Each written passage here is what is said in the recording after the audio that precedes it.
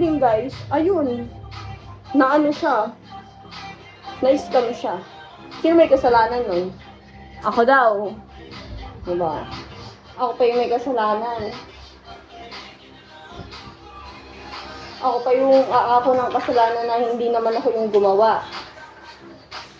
Diba? Pat-anuhan nyo. Kaya ako, tigil-tigilan nyo ako, lalo na mga nang i-scam dyan. Sumakit talaga chan yung mga teo. Grabe, kabago-bagong account lang ako, bago lang ako. Hindi pa rin pala ako tinitigilan ng mga ganyang tao. How much na wala din. Ewan ko nga, hindi ko alam dun kay Lance eh. Hindi ko alam sa Lance eh kung magkano nawala sa kanya. Feel ko mura lang yun, like mga 300. Yung sa 500 ko nga, di niya kaya eh. 300 pa kaya. Tapos ayun, ginagaliitin niya na yung 300 na yun. Siguro pangkain niya na lang, pinang-avail niya pa. Tapos, ayun, nung nag-avail siya, aray. Wala. Nung nag-avail siya, agoy, wala na. Na-scam lang yung 300 niya. Kaya ako yung ginagalaitin niya. Sa akin siya nang gagalaitin. Ako yung sinasabihan niyang scammer. Alam niyo guys, may friend ako na na-scam siya. Like, nag-avail na rin siya sa akin ng sexy dance, ganun. More than pa dun. Tapos, sabi niya, may kukwento ko sa'yo, na-scam lang ako ngayon. Sabi ko, wag ko daw tatawanan siya. Di ko siya tinawanan. Naano pa ako, sabi ko, la. Tapos, pagka-send niya daw ng 6K, totoo yan totoo, trust me. Kung wala kang tiwala sa akin, aluwag. Hindi ko naman pinipilit magtiwala ka. Na 6K, pagkasend niya daw ng 6K, wala, blinak na siya. Tapos, ang usapan, nagla-live din yun guys. Rappi may yung ID. Hanggang ngayon di na nagla-live dahil sa ginawa niya. Kasi alam niyo siguro, natatakot siya. Tapos dalawa daw silang nagla-live nun. Ang usapan nila, sa 6K na yun, dalawa na silang babae. Kaya kahit walang busy, ganun, wala mo nang busy bago bayad, nag-go siya. Ayun, ang pag-send niya ng money, girl, wala na. Wala na. Binak na siya. Goodbye na yung 6K niya. Diba ang lala? Sobrang lala. Like, tipong kahit sino naman kasi kung may pera ka, tapos sabihin dalawa sila, mapapag-go ka nun, diba? Like, girl, fantasy na yun, oh. Fantasy mo na yung ganun. Like, dalawa na sila. Kahit ako, magugulat ako nun, dalawa sila eh. Dalawa silang babae mag-show sa'yo sa isang screen eh.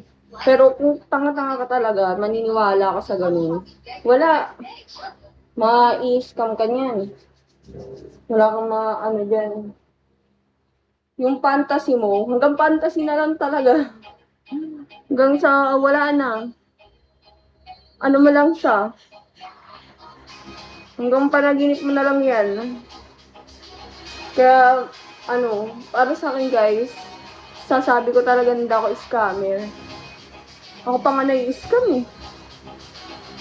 Lagi ako drop first, payment first talaga ako. Kung ayaw ng isang tao sa ganun, sa akin, edi wag. Ganun lang yun eh. Hindi kita pipilitin. Kung ayaw mo, that's fine. Hindi na para pilitin kita. Kumbaga, hindi lang ikaw yung market ko pag ganun.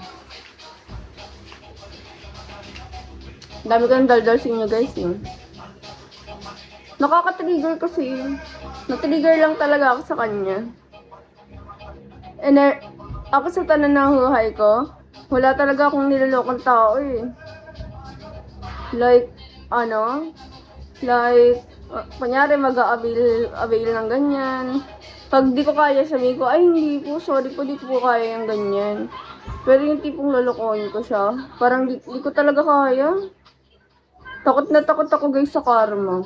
Kasi alam niyo, pag gumawa kayo ng hindi maganda sa kapwa niyo, ano bang expect niyo nakapalit nun? Diba? Ano bang expect na kapalit niyo? Kabutihan yung babalik sa inyo ni Lord? Hindi. Kung gumawa ka ng kasamaan, hindi maganda, it's either good or bad ang gawin mo sa kapwa mo, babalik at babalikin sa'yo. Kaya doon ako takot na bumalik sa akin yun. Kung hindi man sa akin bumalik yun, baka bumalik yun sa mamahal ko sa buhay. Hindi ako yung kakarmahin, yung mamahal ko sa buhay. Kaya doon ako natatakot. Kaya kahit isa, walang pwede magsasabing na-scam ko sila. Na-scam kayo. Alam niyo kung sino naka-scam sa inyo? Yung mga nagpapanggap na ako. Hindi yung si Rian mismo naka-scam sa inyo. Dahil kahit kailan, hindi ko tininabaho yan. Hindi ko pangarap maging scammer. FYI lang ah. Tsaka kung ako, nagsasabi ako kung ano lang yung kaya kong ibigay. Like, ayan, ang kaya ko lang ibigay sa 500. Sa 500 na yun, ang ganda-ganda na nun. Pero wag kayo mag-expect ng too much sa 500 nyo. Basta para sa akin, maganda na yun. Baka kadaldal ko sa inyo, tapos na ako mag-makeup.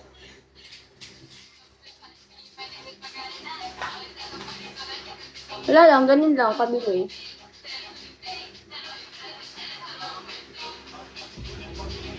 Kasi,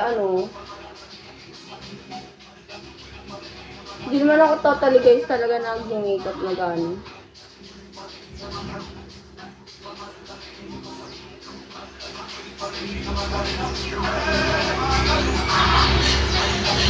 MC Skin Tipik yung ginagamit ko guys. Ayun lang. Gusto ko lang kayong i-clarify guys. Kaya kung ako yung kausap nyo ngayon, di ako yun na nag-reply ako, di ako yun guys. Kung gusto nyo, malalaman nyo na totoo kapag etong account na mismo yung nag-reply sa inyo. Diba?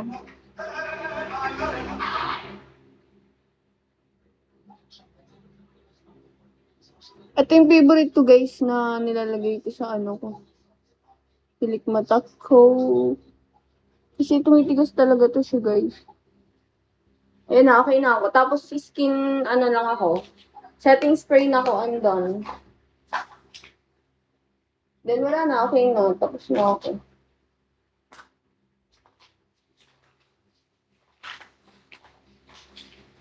Ganun lang kabilis. Ganun lang kabilis mag-makeup. Ito na, lalagay na ako ulit.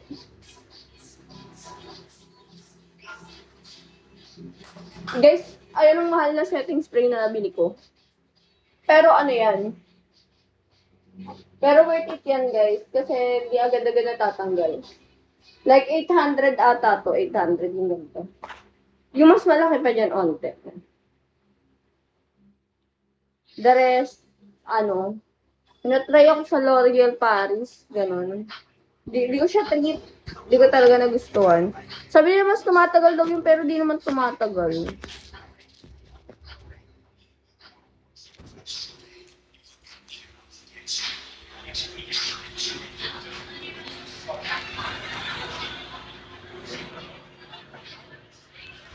Sige na guys.